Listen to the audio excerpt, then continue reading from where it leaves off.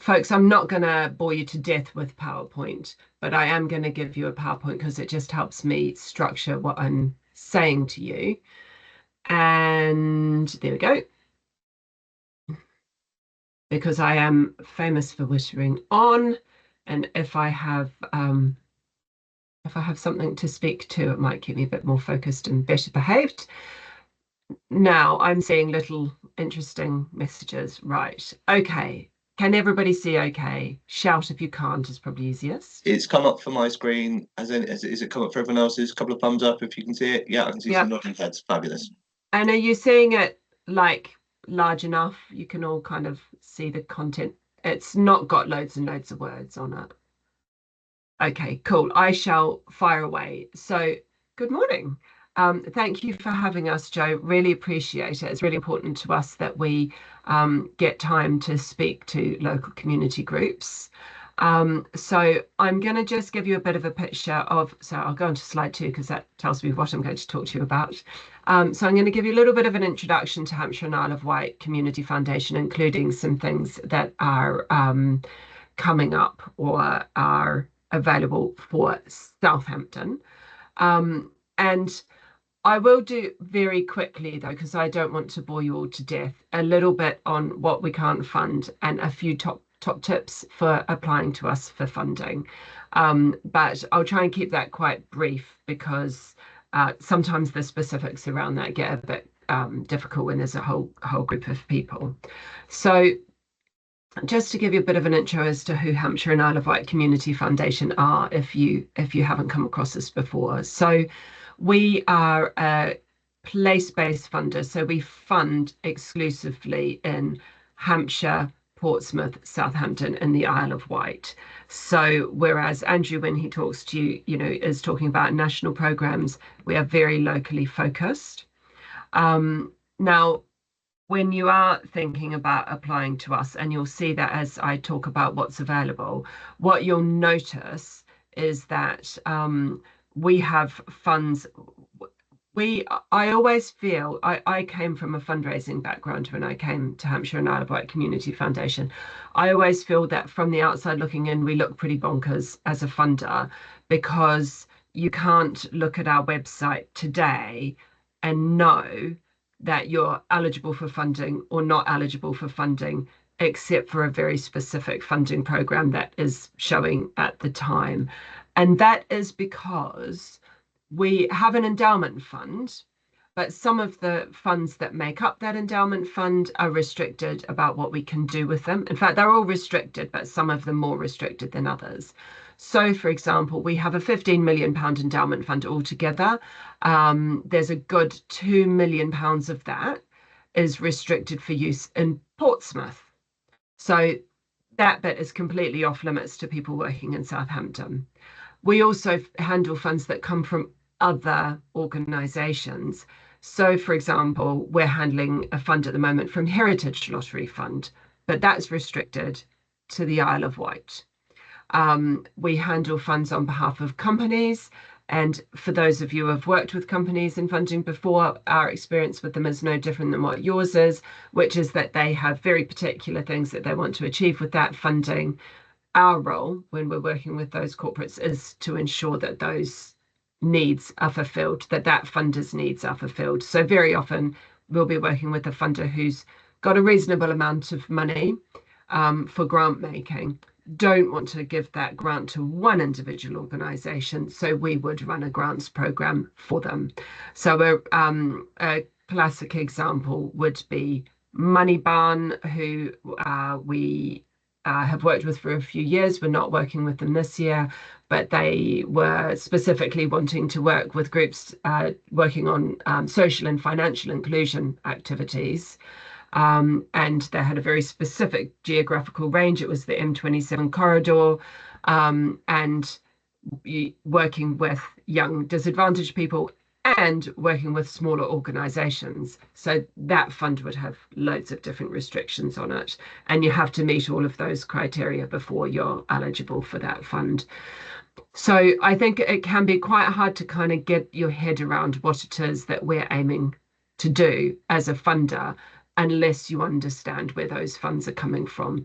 So because they come from lots of different areas, what we end up funding looks quite different from one funding program to the other.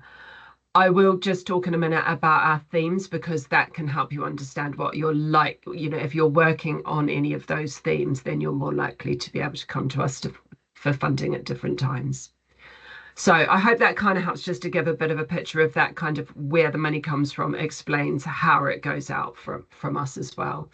Our purpose is to support grassroots community groups.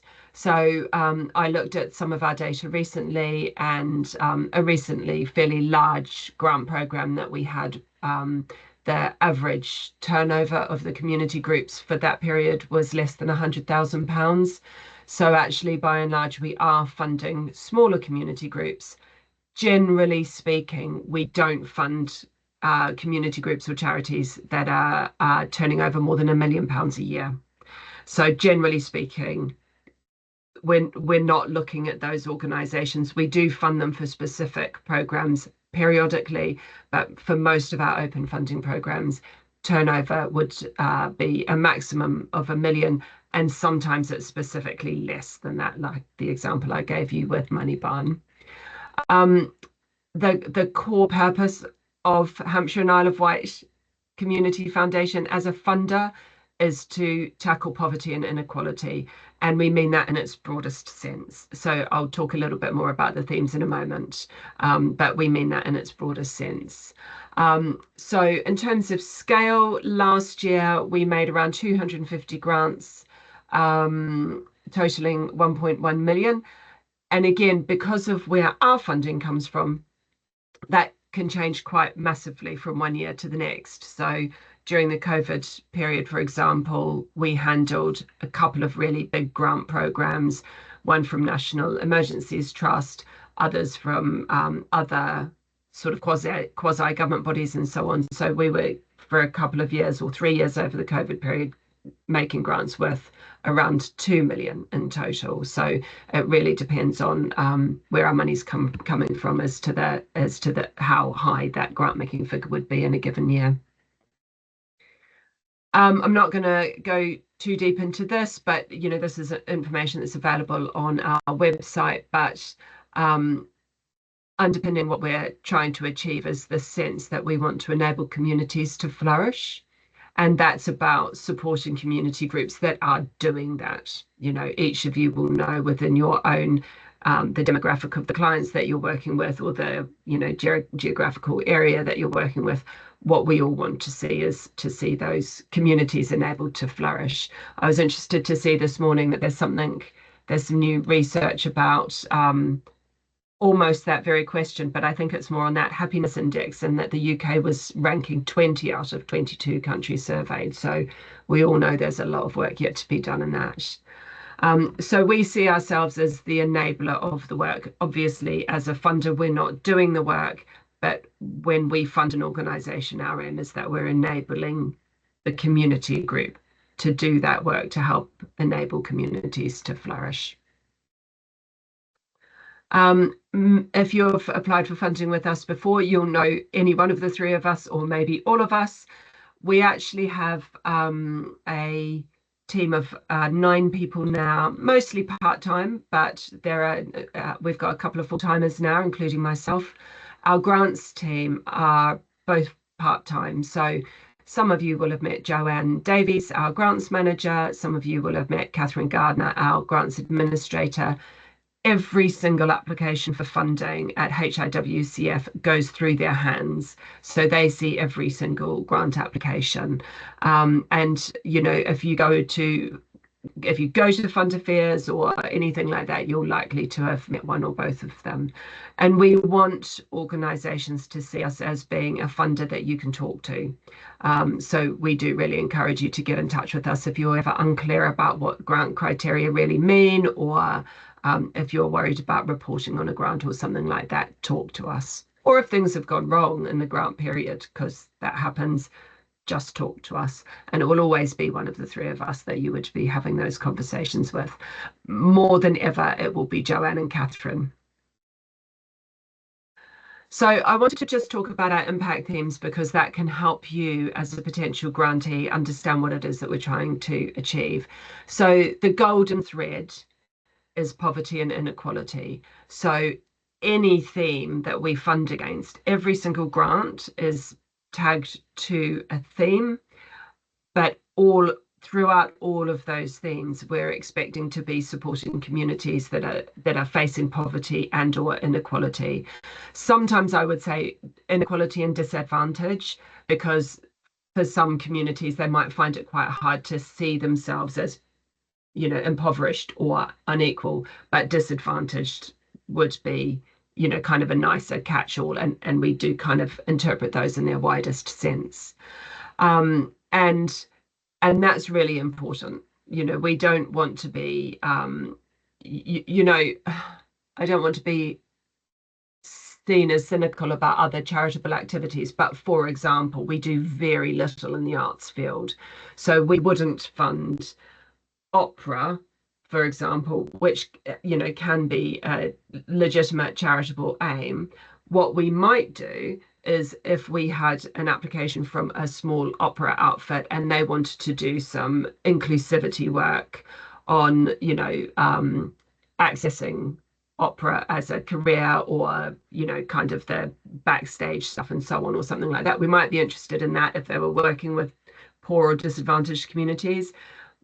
But you know, but opera itself, we wouldn't be, you know, wanting to fund, because we'd be asking where is the poverty or inequality in that. I hope that sort of makes sense. I never think opera is a very fair example, actually. So I would just say, actually, just going back to the point about poverty and inequality, so everything would be addressing poverty and inequality, but we also have a specific impact theme, which is poverty and inequality. And that's slightly narrower focus, where it is kind of poverty and alleviation work. So that might be food banks or baby basics and that sort of thing. So it is much more focused on that. The main purpose of that piece of work is poverty or inequality alleviation. But then we have these other 5 themes, and any grant coming from us will be tagged to one of these themes. So it might be, the example I gave was Money Barn, it might be that your program is working with under 25-year-olds on social and financial inclusion in Southampton, but the way in which you deliver that, or the kind of the actual delivery mechanism, might be an employability and skills project, or it might be a health and wellbeing project. And so the work that you're delivering is kind of the thing that would lead you to which conclusion which impact theme you should conclude you would be delivering against. So at the moment, the biggest one is health and wellbeing. So a lot of work in terms of physical health, as well as mental and emotional well-being, as you can imagine, with the dreadful statistics that we have in actually throughout Hampshire, but in the country as a whole. And then the other sort of big themes are employability and skills and flourishing communities. So employability is about the work that organisations deliver that has an aim to move people closer to the workforce. So we're not driven by getting people jobs, because we're expecting that kind of work is supporting people who are far from the workforce and need a lot of support to get closer towards being able to get work. And so it's why we call it employability and skills rather than employment. And so we've done a lot of work on that. We ran a big ESF project, which Nina will remember, one of our partners.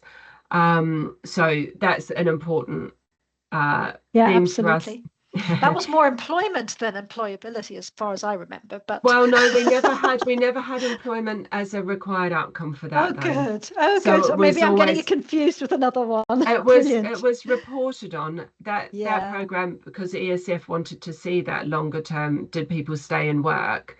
Yes. But it wasn't that nobody had to be required to get X number of people into jobs, Oh, but brilliant. it was monitored.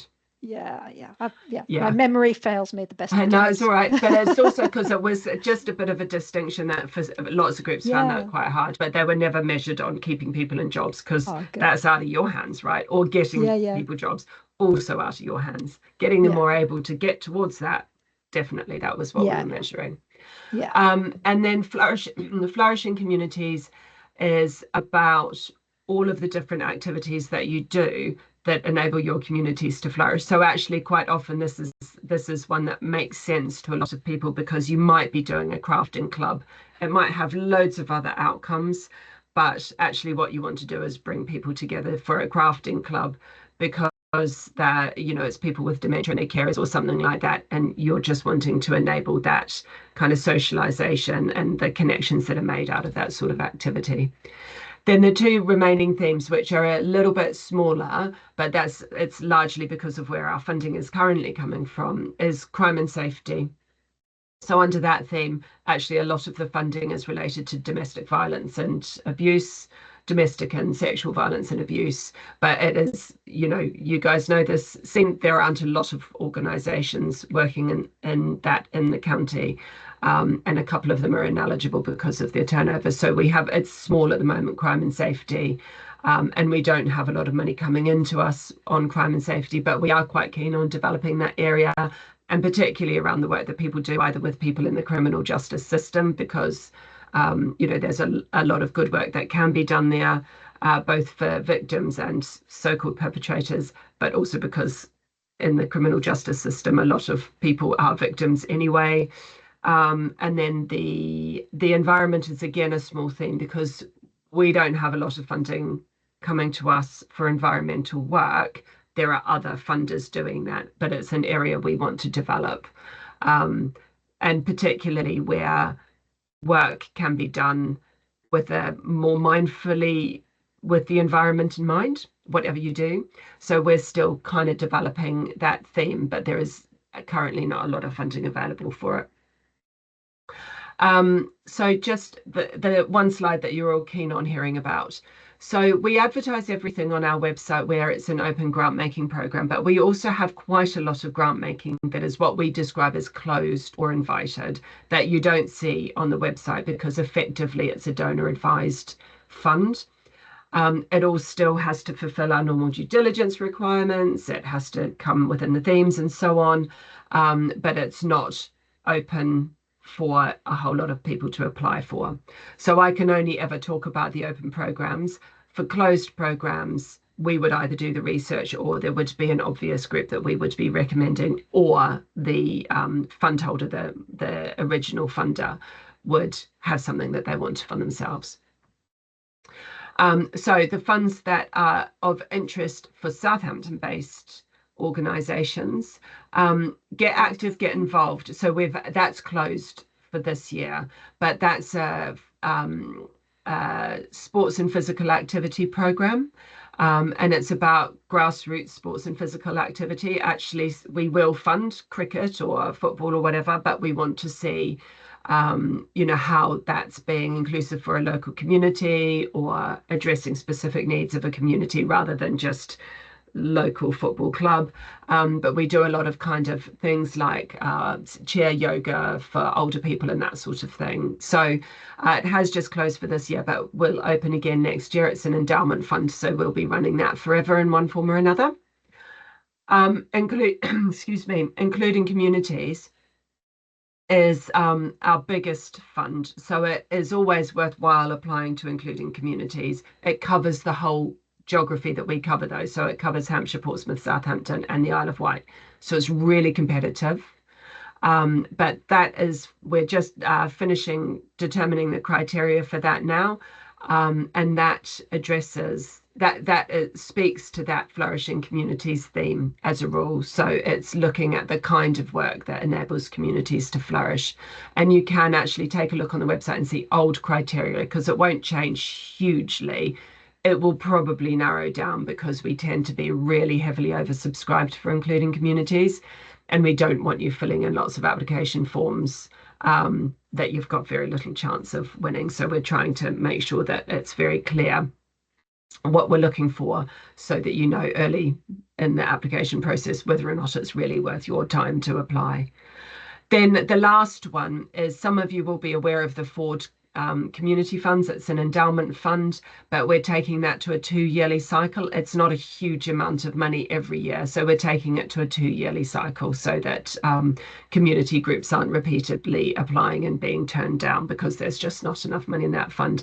But that is likely to reopen again next year, and that is a good one for Southampton community groups because it's restricted to Southampton and I think Eastleigh, but primarily to Southampton, just given Ford's former, weight in Southampton. So obviously I'll send these slides to Joe to send out to you, but do keep an eye on your on our website for the grants that are coming open. Every open program goes onto the website, and sometimes there's open programs that happen that we don't know about until they are nearly up on that website. So it can change at quite short notice because of that we're handling other organisations' funding. And then do make sure you sign up to our newsletter. So we send out a newsletter every time we have a new grant opening to whoever's most relevant for those grants. I'm just looking at the time, and I don't want to use up Andrew's time as well, but I do want to just quickly go through these top tips because I think it's relevant for anybody fundraising, and it's incredibly competitive out there. So, and I think these are relevant to whatever funder you're working with, and I'm not going to go on about them, but just I think that they can be quite useful to focus your mind. So one of the things to always do when you're applying is, for us, you speak to our impact themes. So if you select the Flourishing Communities impact theme, then you need to be able to reflect in your bid, how are you enabling your community to flourish and getting that across? And so my example for these 3 tips is kind of activities to improve mental health for women amongst mental health and wellbeing amongst 50-plus-year-old women. There's no reason why I gave that example. So speak to the themes and use your funders' language where you can. And we're a generalist funder, so we don't want lots of jargon. We have lots of experts in particular fields, but you might find there's an expert in your particular field who's looking at your bid, but you also might find that the person looking at your bid is completely new to that area. So don't ever use loads of jargon, but you always want to try and reflect your funders' language. The next one is thinking about the impact that you want to create and how you'll quantify it. I mean, my years as a fundraiser, I used to find the impact question so frustrating because what do we all mean by that? And I think it'll be interesting to hear Andrew's perspective on that. But I think that funders, 20 years ago, funders were really pushing hard on the impact business. And as charities, we're all kind of struggling to articulate it. And I think most funders now would say, we want to understand what you think the impact is going to be. Now, sometimes a funder will say, this is the change we want to create. Can you do that? But actually, for us, it's about the impact you want to create and articulate that to us. What's the difference that's going to be achieved through this funding? So we want to see something different. We don't want to give funding and not know that that's made some sort of change. So articulate that. And you'll know what that is that you want to do. It's often just the articulation of it that's difficult. But remember to always address what's the impact of this funding. What are you trying to change? And then the other thing, which I think a lot of organizations really struggle with, is just proving that it's you that should be doing this. And remember that very often there's lots of organizations doing similar work. And for us, we might be looking at 120 bids on a particular grant program, and 4 of them might be from similar organizations, either geographically close to each other or not. So why are you the ones that we should select? And what's your track record in doing this kind of work? And that's really important to get across. You might presume that you're very well known in your area, but you might not be as well known to the people reading your bid as you may expect. So you need to convince them that you are the right organisation to deliver this piece of work. I'm not going to go into all of our boring no's, things that we won't fund and things that we will. We are able to fund any charitable structure, but we are strict about how your organisation is structured, just in terms of risk management. So one of the things is that whatever structure you are, you have to have a minimum of 3 directors or trustees who are unrelated and don't live at the same address. And that's a simple risk reduction thing for us, because where there have been big frauds in the charity sector, they've often been when there's been people who are related as directors or trustees. So there always has to be a minimum of 3 unrelated directors or trustees not living at the same address. So that's a really important one, because some CICs in particular are still struggling to meet that criteria. And then essentially, the work that we fund has to be charitable, and then it has to fulfill the specific criteria around that particular program and so on. It's worth knowing that we don't fund capital as a rule. I think the easiest way of remembering that is that if it requires planning permission, then we probably wouldn't fund it. And if it's a big, bulky item that is amortized, then, or what, I can't remember the other word, where you devalue it or you value it across years, it's likely that we wouldn't fund it. We can't fund political or proselytizing work. So, and particularly for religious groups, we do ask you to make it clear that you're not proselytizing or restricting it to only one religion unless there is a particular reason for that, usually around discrimination or inequality. And then we are very geographically focused. So we would expect that 99% of our funding goes to Portsmouth, Southampton, Hampshire, or the Isle of Wight. And of course, sometimes the restriction on that is much narrower, according to the particular grant program. So you can find more information on the website, obviously, and sign up for the alerts and so on, and follow our social media, because all of our stuff ends up there. So I'm going to stop sharing now, but I'm not sure I know how to do that. How do I stop sharing?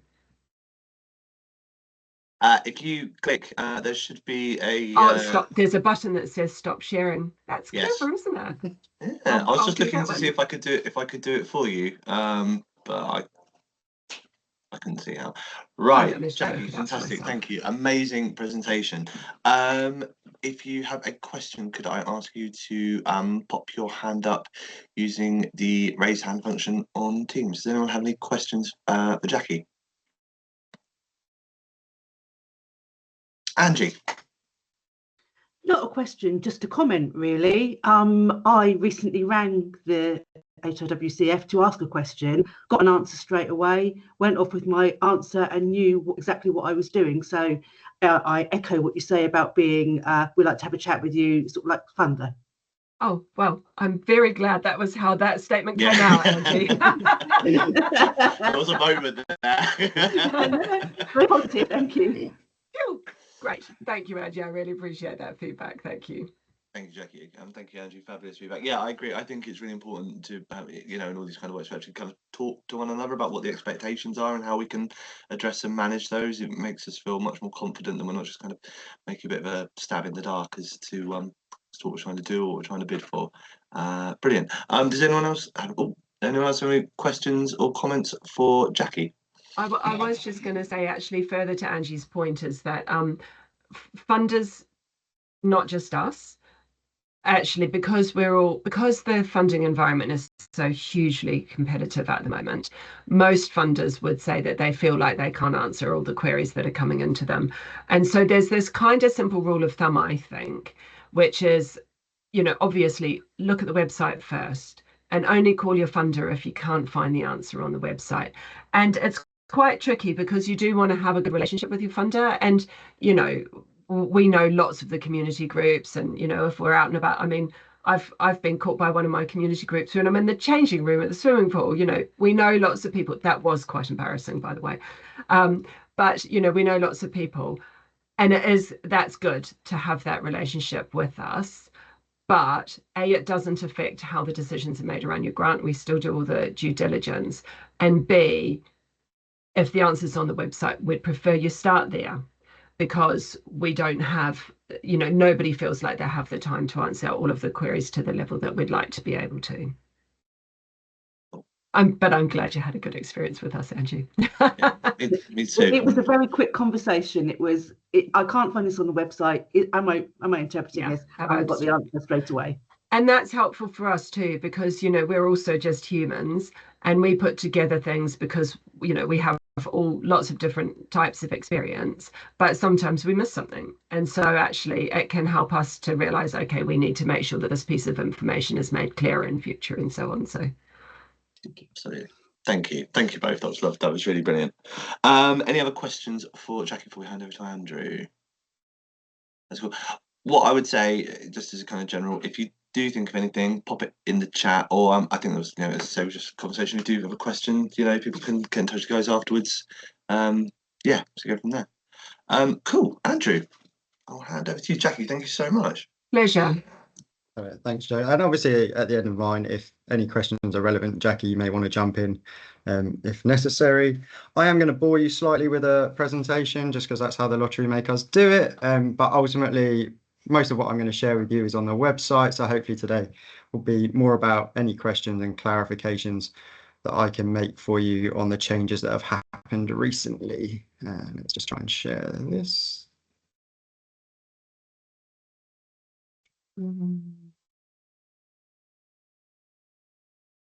Is that on the screen for everyone? Cool. We have it in business. I can see some thumbs up. Perfect. So I'm Andrew Chapman. I am a funding officer at the Community Fund. I work specifically on the Reaching Communities programme, and I'm part of the Solent and Surrey team, who are responsible for supporting the distribution of our funds across Hampshire, Surrey and the Isle of Wight. Today we'll just go through a really quick intro around the Community Fund, some of the things that have changed, some of the things that haven't changed, around reaching communities and awards for all. And then, as I say, I'll try and make sure there's lots of time for questions, clarifications on some of that information that's changed as of the 1st of April. So the Community Fund, we're the largest single source of funding of community activities across the UK. Typically, national lottery players contribute around 30 million to good causes every week. And we distributed around 700 million a year to those communities across the UK. In 2023, we launched our new strategy. It starts with community, which will run to 2030. This has developed 4 new mission areas that you can see on the screen. Before that, the lottery had been running an existing strategy for the best part of a decade. It hadn't updated it, and it was seen that now was an appropriate time to do that. And we've tried to keep the best of what we do, where we think we've been getting it right over the years, but we've also then refined it to reflect the challenges that communities are facing now, taking on feedback from the sector. So we have our new mission areas: communities coming together, enabling children and young people to thrive, environmental sustainability, and living healthier lives. There are some other developments going on at the fund, something I'm not specifically involved in. But same as Jackie, this presentation will come out to you at the end. So all the links in the presentation you can click on and will take you directly to parts of the fund's website where you can investigate it more. But over the next, 4 years, 5 years, the fund are going to be developing some other funding streams. Some of them are listed on the screen now. There'll be opportunities where the fund do what we're calling call outs to ask organisations to put in expressions of interest if they'd like to be involved in helping to shape those programmes. Again, they're going to roll out at different times. The Community Power Fund and You Decide, that closed recently, so that the lottery right now are trying to work out which of those applicants they might want to partner with and to look at how we develop those programmes further and then distribute that funding. Things that haven't changed under the revisions, the refresh from the 1st of April, who can apply? All eligible organisations, registered charities, constituted groups, CICs, not-for-profit statutory bodies, all the same as it was before. We still can't accept applications from individuals, sole traders, those looking to make profits, and organisations must have at least 2 trustees who are not related, based on the terms there. We do fund things like schools and so on. However, if you are part of an educational establishment, you really do have to look at how you're fitting with our priorities and how it wouldn't just be benefiting primarily school pupils, teachers, or parents of pupils. And there's some information on the website around that, but we are open. Obviously, they do qualify. What you can spend the money on is also still the same: running costs, projects, equipment, capital. Unlike Jackie, she doesn't have to go through those struggles. You know, that list continues to be the same. We still fund exactly in the same way that we did before in terms of how you can use our funding. If you're not sure, obviously reach out either to a funding officer, or the lottery also has just a general advice line that you can contact if you have a query and you're not sure if it would be an eligible cost. So Reaching Communities has had a bit of a refresh since April 1st. Hopefully everyone's had an opportunity to look over our website before today, but if not, we'll go through a few of the things that have happened. It's still a two-stage application process unless you ask for over £500,000, in which case it becomes a three-stage process, as anything over that has to go to what is the England Committee for sign-off. We still fund single organisations or collaborations, partnerships. It's grants over 20,000, and you can ask for up to 5 years in one go. We still do it online. Other formats are available if you need it. We do state requests should be proportionate to organisations' income. So typically most requests to the lottery are for under 500,000. And in Solent and Surrey over the last few years, the average has been 320,000 over 3 years. We'll be prioritising places, people and communities that need it most, but I have to reiterate, our funding is still available to all. So it's a bit of it may come across as a conflicting message, but it is true. When we talk about community, we mean people living in the same area or people with similar interests or life experiences, even if they don't live in the same area. But we are going to be prioritising projects that support places, people or communities experiencing poverty, disadvantage or discrimination, and supporting people and communities to shape the decisions that affect their lives. So I think you'll probably notice there's quite a bit of crossover with some of the Hampshire and Isle of Wight Foundation objectives there as well. So in terms of the sort of priorities for reaching communities, previously we very much spoke about the programme priorities that would be listed on our website and just aligning your proposal to one of those items. We've now sort of bulked that up a bit, I think is the best way to describe it. So we're now really focusing that we want to see how projects provide equity, support people and communities to shape decisions that affect their lives, and also align strongly with at least one of those mission areas. So with equity, we want to support communities that need it the most. We'll be looking at moving our funding to areas where places with high levels of poverty, disadvantage and discrimination, communities that are least set up to help and support people. And when to help make these decisions, the fund will now be using background statistics to support those decisions. We're not going to be led by data, but we will certainly use data to help inform, to try and work out if we are getting the funding into the areas that it would appear need it the most. But the fund will be using IMD, indices of multiple deprivation, at multiple super output area level to rank location IMD. However, we are aware that in doing it that way, we are grouping larger sets of postcodes together, and therefore it averages out an IMD number. So it might be that you present a project to us that comes across as an IMD 7 on middle super output area, but however, if you go down to the lower super output area where you're actually going to be delivering those projects, you're working across postcode areas in IMD 1, 2 and 3. So it's really important that when you're talking about a project, if you're going to be working in specific areas with specific communities, that you really highlight where those are, just so that when the panels are looking at it, they are accurately assessing how your project might be reaching those facing poverty, disadvantage or discrimination. In terms of supporting communities to shape the decisions that affect their lives, we've always asked about this. We've always asked about community involvement in how they're involved in designing and developing and delivering your project. We want to make sure that continues to be in a meaningful capacity. We want to really empower those communities to be sat involved in the processes and the delivery that is going to continue to affect the decisions and work that has the biggest impact on them. We know that communities know what they need best. They certainly know better than we do. So we want to make sure that those ideas are coming from them. We'll also continue, though, taking our conversational approach and working in the regional way that we do, so that we can, input our understanding as well into that side of it.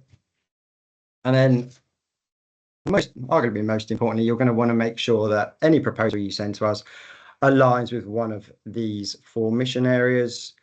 You will probably find that most projects go across these. We're not saying that you have to align to one, nor are we asking you that you align to all 4. What's on the screen is the areas that the England portfolio are specifically focusing on. So, for example, enabling children and young people to thrive. We're focusing predominantly around the developing positive and social and emotional skills aspect. However, the overall, children and young people to thrive, has multiple areas within it. So Scotland, Wales and Northern Ireland directorates have chosen other areas within the new missions framework to focus on, or how they'll be sort of using that to make their funding decisions.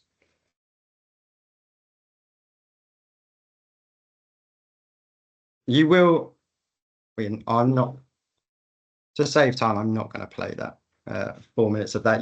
I'll let you watch it at your own leisure, but this is just a slide that talks through our new missions framework, going through all the details and breaking down, as I say, those additional categories under each mission area that you may find that your project aligns to. Just because England are focusing on the ones that are on the previous screen doesn't mean you can't emphasize the fact that your proposal might also align with other areas under that. For example, the children and young people to thrive area.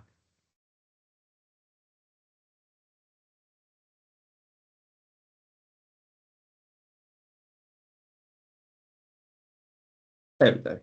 So in terms of applying, it's still the same for reaching communities. It's still the same 4 questions. Well, there's still 4 questions, should I say, but with slightly different emphasis on now what we're looking for. So in terms of what you would like to do, we want you to tell us about obviously what your proposal will deliver and how, and this box is focusing on how you will achieve one of our mission areas and the difference you're going to make. We'll then ask who will benefit from your project. So this is where we want to know how you're supporting people, places or communities experiencing poverty, disadvantage or discrimination. We'll want to know how you're going to reach those people, potentially how you might adapt what you're doing to meet the different needs of different groups, and how you might deal with things that would stop people getting involved. Then we have the community involvement section, which again, that question has been there before. So we want to know how you've done that engagement. How are they playing an integral role? For example, for children and young people projects, we might want to see how those voices are within the organisation, how they affect decision making. So for lots of organisations might have things like young advisory boards, steering groups, youth ambassadors, just as an example. We also want to understand the level of lived experience of the issues that you're looking to work on. Are they across the organisation, whether that's in the staff team, the trustee team, a volunteer workforce? How does that also help guide and shape the way in which an organisation works? And then hopefully the easiest one for you all to answer is why you're the right organisation to deliver the proposal that you're suggesting. What other work have you done before that is similar? Have you worked with those communities before? What connections do you also have across the sector that will help you deliver your proposal? If you are invited through at the first stage, we'll ask for a lot more information. For the second stage, you would complete a full budget, and then we'll prepare you and send you off to a decision panel. If you're successful, we do grant setup with you, so you get given an offer letter, which you have to sign and return alongside sending a copy of a bank statement for the account you'd want paying into. You have to be able to start your project within 6 months. And we also do a final induction meeting just to finish off a few details and get you ready to go. Once you've got your grant, you'll be required to do end of year grant reporting. We'll want to know how people from your community involved, the difference you've been making. So how have you been achieving against the intended impacts that you said you would? Any learning that you've taken on board in that time. And also we want to know, obviously, how you're spending the funds. Alongside the other development opportunities that were mentioned a few slides earlier, the fund is continuing, obviously, with its partnership approach, and there will be other opportunities that come out over the next 3 or 4 years that the fund will advertise, looking at regional opportunities, national opportunities that might be focused around a specific theme or in a specific location where they want to do pieces of work. So it'll always be worth checking our website to see if any of these come up, particularly in the southeast. Similar to the other one, there'll be an opportunity to reach out and put yourselves forward as an organisation that the fund may well partner with as they look to try and maybe tackle some of the root causes of issues that are going on. I'll also just quickly touch on Awards for All. So Awards for All is still managed centrally by 2 teams in both Birmingham and Newcastle. It's a one-stage application process, apply at any time. You can have up to £20,000 for up to 2 years. You can only hold 1 Awards for All at any one time for a maximum of 20,000 within a 12-month period. The programme is prioritised at groups with lower incomes. Everyone is apply online. However, again, if that's an issue, the fund can make exceptions for that. It is the busiest programme by far. So turnaround times or decision times can range from anywhere from 12 to 16 weeks. I would probably say an Awards for All funding officer looks at anywhere from 20 to 30 applications a week. On reaching communities, I may look at 1 or 2. So just to give you a bit of a scale there. Awards for All hasn't been refreshed yet to align its programme priorities with the new fund strategy mission areas. That will happen at some point, but there's no date on that one. So they are still working against the previous programme priorities of bringing people together, improving places and spaces that matter, and supporting communities and organisations facing challenges because of the cost of living. So if you are considering, you can apply to both Reaching Communities and Awards for All. You can hold grants from us on those programmes separately. Be aware if you're applying now that obviously what the Awards for All team want to hear about your proposal and how you align it to the priorities is now different to Reaching Communities. It's not, you can't just copy and paste the same information. They asked 3 questions: what you would like to do, how does it meet our funding priorities, and how your projects involve your community. The most common unsuccessful reason at Awards for All is weak evidence of community involvement in design delivery of your programme. So that's an area you really want to think about. They want to know who you've spoken to, how many, what was the outcome of that consultation work, how does what you're proposing fit with what you've heard. So I will stop sharing that now because that screen's not relevant. And Thank you, Andrew. I will open it up to clarify what I may not. I will say I may not be able to answer certain questions. Not because I won't share the information with you. I might just not have the answer. So if I don't, I will go away and find it. Good dream. Thank you, Andrew. Brilliant presentation. Nina. Hi, Andrew. Hello, nice Nina. to see you again. My question is that we do have above average participation in IMD areas 1 to 3, but our bigger area of disadvantage that we address is people's mental health issues moving into, as you know, education, employment, or training. Now, and that affects people across all IMD areas. And also, if those people are not moving into education, employment, or training, that's going to significantly hinder their ability to become financially independent and all of that kind of thing, potentially moving them into poverty. So is there a kind of an allowance made for the fact that we are preventing people from moving into poverty, or is it quite strict around, or they have to be in poverty first before? No. So as I said, like that is that use of IMD data is one way in which the fund are just trying to ascertain whether they think funding is going into the areas that need it the most. However, it's not all based on geography, which obviously is what that data does. So, groups can be facing discrimination or disadvantage, but obviously not live in an area that you would class as in poverty or in IMD1. You might look at a particular group of people who face a level of discrimination or something like that. So the IMD thing is just one way in which we are looking at this. It doesn't. So, and also where people are coming from all over the place, as I say, you still make that case to us if you can present that information. And show, it always comes around, what's the evidence of need?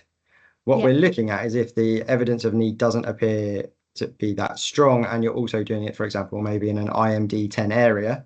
Is our funding possibly having the most impact? Is that an area most in need for us to reach? But you will have people in IMD 10 areas, living in an IMD 10 area, who obviously are facing discrimination, disadvantage, or poverty. It is just a way. And the reason we carry on working regionally is because that allows us to obviously continue to hold local knowledge that helps to support that information. Sure. Thank you. Can I add something to that, Jo? If you wouldn't mind. So, Nina, I mean, it's almost the same for us, and it's a very similar problem that all funders face, because we need to be able to see the impact of our funding and use data for that. But I think everybody's really conscious that IMD is a bit of a blunt instrument, and it's only telling you one part of the story, even though you can look at the different domains, obviously, and go into that level of detail. But almost any funder is going to ask you, or even if they're not asking you, they'll be mapping it against IMD. We map it against IMD too. But I think Andrew's answer about kind of articulating it in that wider positioning it is really important, and is what most funders are looking for as well, because everybody knows where the weakness in the IMD is. And I always use where I live as the example. Lymington is a lovely, beautiful, leafy, very, very wealthy town with one of the poorest areas in Hampshire within it. And if you're living in that very poor area and you don't have access to a car, then your choice to feed your family is Waitrose and a high street Tesco, which is just as expensive as the Waitrose. So living, being poor in a wealthy area adds all those extra layers of disadvantage. It's worse, isn't it? So all the research has shown that's actually a lot worse. It's and really hard. It's lonely as well. Yeah, and exactly. Isolating. So you'll find most funders get that. Okay, thank you. Thank you both. Debbie. Hi, Andrew. Just a quick question. You mentioned the kind of length of time for awards for all. Do you have a sense of the average length of time for reaching communities from applying to, if you are successful, being successful, or finding out the outcome? Yeah, of course. So we're currently saying it could be anywhere up to 9 months. Typically before April 1st, we would say 6 months. But Debbie, that's we're obviously, the lottery are very proportional in what we expect. So depending on how much you ask for, over how long, you may well be required to submit more information or less than the average. So, if your request is much smaller, it doesn't necessarily take as long to turn around as a larger one. But I would say work on the principle of at least 6 months. And while we're still working out some of the we're still sort of testing some of the changes that have happened since the 1st of April in terms of the change in the application form questions, how panels are assessing, making decisions. So I would say, for now it could be 7 or 8 months, but our aim would be to go back to 6. Thanks, Andrew. As soon as possible. Thank you. Thanks, Dave. Andrew, there is a question in the chat from Rachel. Yeah. Hello, Rachel. Hello, Andrew. Even I have a question. You mentioned that weak evidence of community involvement when designing a program is the primary reason for an application being unsuccessful. What's a good example of community involvement in program design? Consultations with participants or consultations with specific community groups? Yeah, hi Rachel. So yeah, you've pretty much hit the nail on the head there. What we get a lot of is very generic wording. Our community are supportive of this idea. That doesn't actually tell us anything. It doesn't show that. There's no evidence to it.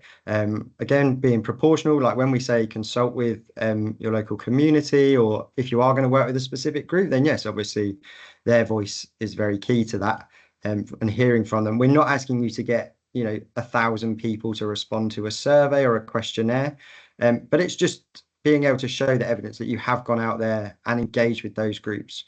If you said, look, 100 people have filled out a survey, we did it through this. We did it both face-to-face where we noted down answers, but we also sent it out online. This is how many responses we got.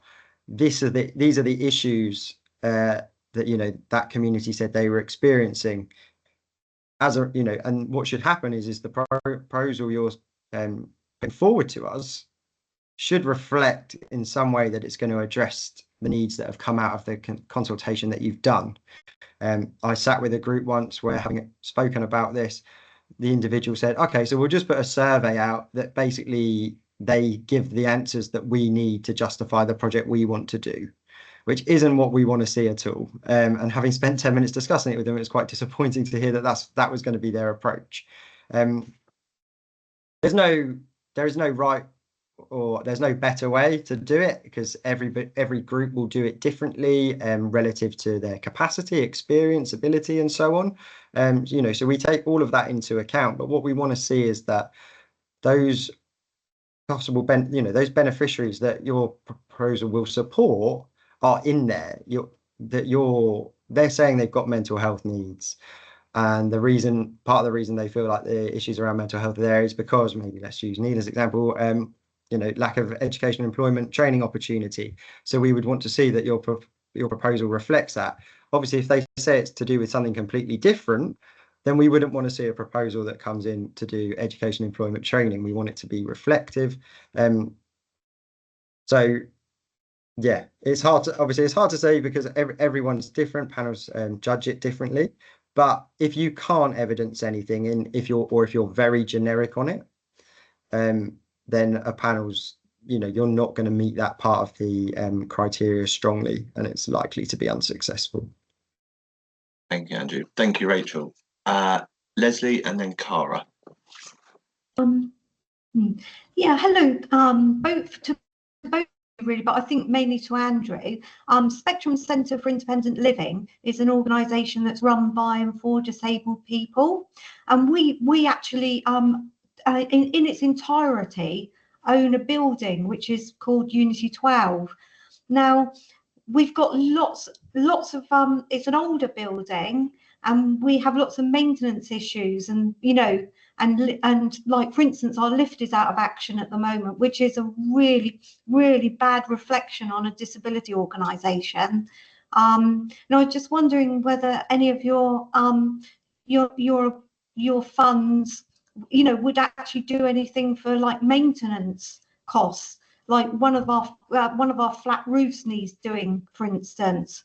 And showing impact, obviously it would impact Spectrum and its other organisations, but and before we had a mission that we would only allow tenants in the building that supported disabled people to live independently in the community in some respect. And recently we've had to take for instance, we've got an accountant in the building now and things like that. So we've gone a bit off our mission. Is there any kind of like fund or support that could get us back on track, do you think? So in terms of the capital issues, like your maintenance problems, like reaching communities and awards for all, you can apply for capital funding. Right. A bone of contention for myself is that the application form doesn't really lend itself to applying to capital. Obviously, if a building needs a new roof, the rest of it sort of becomes irrelevant, doesn't it? If you're getting wet when you're stood inside, you don't need the community to tell you that. You just need one person that works there. So it's not that, in that respect, the form doesn't, as I say, it doesn't lend itself. I'm not gonna say that it does, but you can absolutely apply for it. You want to be thinking more broadly then. So what is the impact of the building being in the current situation? What does that maybe do for that community that are trying to use it? Obviously, where you're supporting people with disabilities, things like a lift. I've seen plenty of requests in the last 3 years for similar things. I'm not the highest success rate, but it would be something that would be eligible, as would the roof. But you could look at both programs depending on how much it is. Depending on the cost of fixing the lift, possibly awards for all might be more appropriate if it's under 20,000, just because you get much quicker decision. And whereas reaching communities, you could be waiting 6 months, so your lift may well still be broken for quite a while. Yeah. Okay, thank you. Jackie, were you coming in on that? Yeah. Yeah, if that's all right. So Leslie, what this makes me think about is right funder for right purpose, because we almost certainly wouldn't fund that. And actually, I didn't say it in my presentation, but really the reason we don't go near capital is it is quite specialised. Well, 2 reasons. It's quite specialised, and capital normally comes with expensive maintenance. And so those are kind of costs and problems that as a funder, we don't want to take that kind of a risk. So you would find you'd probably just get a straight up no on that particular thing. But somebody has put in the chat just to think about Veolia, who, I mean, I don't know Veolia well, but that's a pretty good shout. So it is quite often right funder for right thing. But also remember that your most pressing thing, your dodgy lift at the moment, and I completely get why you're particularly worried about that.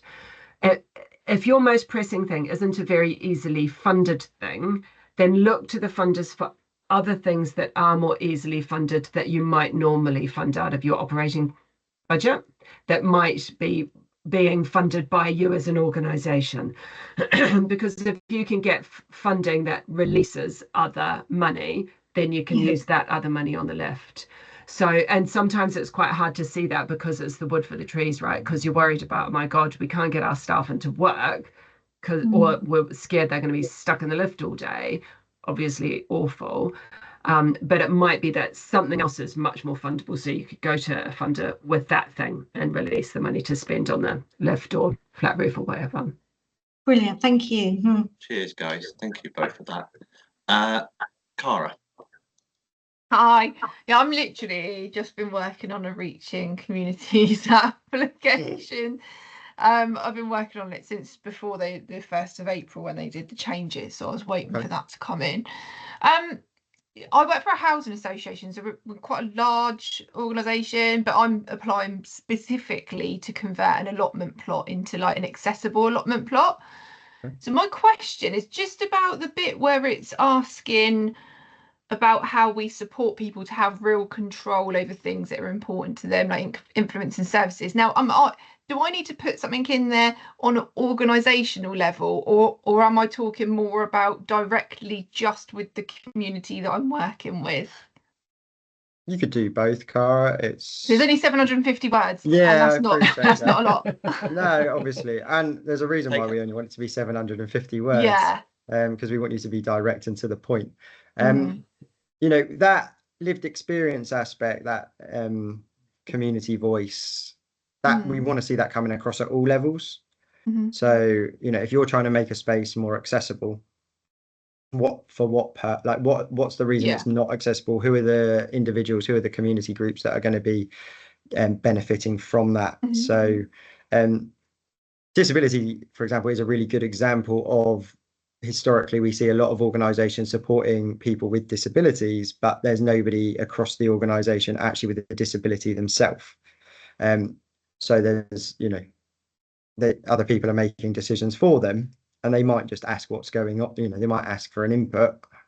What kind of a ramp do you want, for example? and that's sort of the the limit of it. So we want to see how their voice goes throughout the whole stream. How does it fit, not only maybe within this particular proposal you're putting forward, but yeah, as a large organisation, how does the housing organisation encompass all those different communities that you are addressing the accessibility issue for? And it's important to say that the lottery we accept that, I say, everyone's in a different place, and therefore it's acceptable to say, like, maybe you haven't got something as good as it should be. If you're looking at working with global majority communities, and you look at your trustee board, your staff team, your volunteers, and they're not reflected in that workforce, that's not a problem as such. It's more, well, how are you going to address that? If you want to work with those communities, how why are you best placed to do that? What might you do to then change that? So we might have organizations who put within their sort of intended impacts that over the course of our grant, they're going to try and gain 2 new trustees from global majority communities. They're going to increase the workforce. They're going to train up volunteers, whatever that might be. So we are supportive. We're here to work with you on those things. So don't be honest, and therefore we panels will assess, and then we work to try and make things arguably better in those situations. And I think just on a more generic thing, just to touch on something Jackie said about right proposal, right funder. The community fund is the most generic funding organisation going, as far as I'm concerned. From what I can tell, those mission areas, you connecting communities in particular, almost all of you will find whatever work you're doing will in some way fit under one of the subheadings under connecting communities. Our panels are having to try and assess which proposals align and fit most strongly with those. We're always oversubscribed. 2 years ago, we gave out £326 million in England across reaching communities, but the total value of ideas that came to us that year was 1.2 billion. And those proposals are not things that couldn't have been funded, but we obviously only have a limited amount of money, and therefore we're having to try and make those decisions. So when you're considering applying to us, absolutely really have a think, is this the best place? Are there other funding streams out there? We obviously can for offer us, no, there might not be in some cases, Cara, but I'm talking more generically now, like just for everyone. It's very easy to come to us, and the only reason I say this is because we appreciate you all spend a lot of time developing these proposals and so on, and then for us to come back and maybe say, well, you don't, like, yes, you are a fit, but it's quite a weak fit compared to other proposals that we're seeing. Your time might have been better spent potentially looking elsewhere, or you may be doing something that actually the outcomes are more arts-based, sports-based, which will not align with the community fund's mission, overall aims, even though you are connecting communities. So really do have a look. Just as I say, just to reiterate Jackie's point, look for definitely make sure you think that we're the right funder, because obviously we do come across that way, I would say, more often than not, even though for quite a few things, if we spoke to people in advance, they probably wouldn't necessarily come to us. Cool. Thank you, Andrew. I don't think we have any more questions. Andrew, there was a question that had come up front, I think I'd sent over to you, that came from David Hutchings of the Southampton District Heritage Transport Trust. Not an organisation I'm too familiar with, but it sounds fantastic.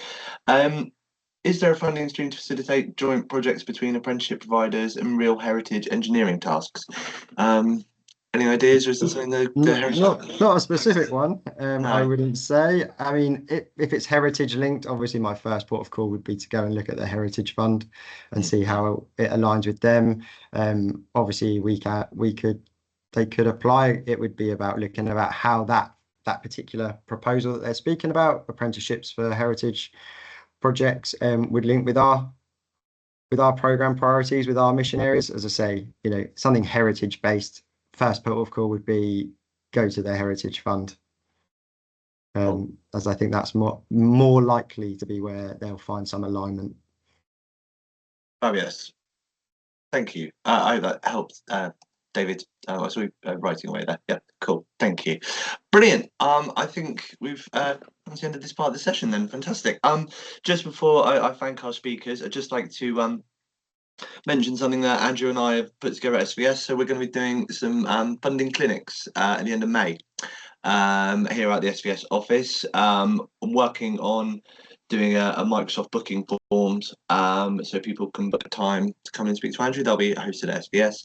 I'm going to try and be really clever and do an MS booking form. We'll see how that goes. I can see someone grinning.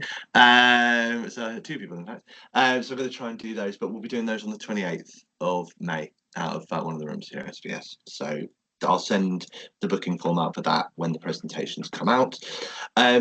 Just another thing just to kind of mention, on Tuesday I was lucky enough to work with Southampton Forward on doing one of their governance sessions on evaluation, and also evaluation and funding go very much hand in hand. So that is online on the Southampton Forward website, so do check that out. If you've got an opportunity, I'll forward that round with the presentations. Andrew, Jackie, thank you both so much. That was absolutely wonderful. Brilliant presentations. I think I've got both of them to forward on, so I will do that. But once again, it's been a really rich conversation, and I think everyone's really benefited from what you guys have had to say today. So thank you so much for coming today. It's been fantastic. Total pleasure. Thanks, everyone. Total pleasure. Thank you. Thanks, Joe. Take care, everybody. Cheers. Great to meet. Thank you both. Have a lovely weekend. As we mentioned, we are running some terrible chairing from me. We are running a whole 20 minutes behind schedule, but if we take a 5-minute comfort break and get a cup of tea, go to the loo, that kind of thing, and we can reconvene and we can just do kind of updates about what's going on in our respective worlds after the break. Thank you. See you in a moment.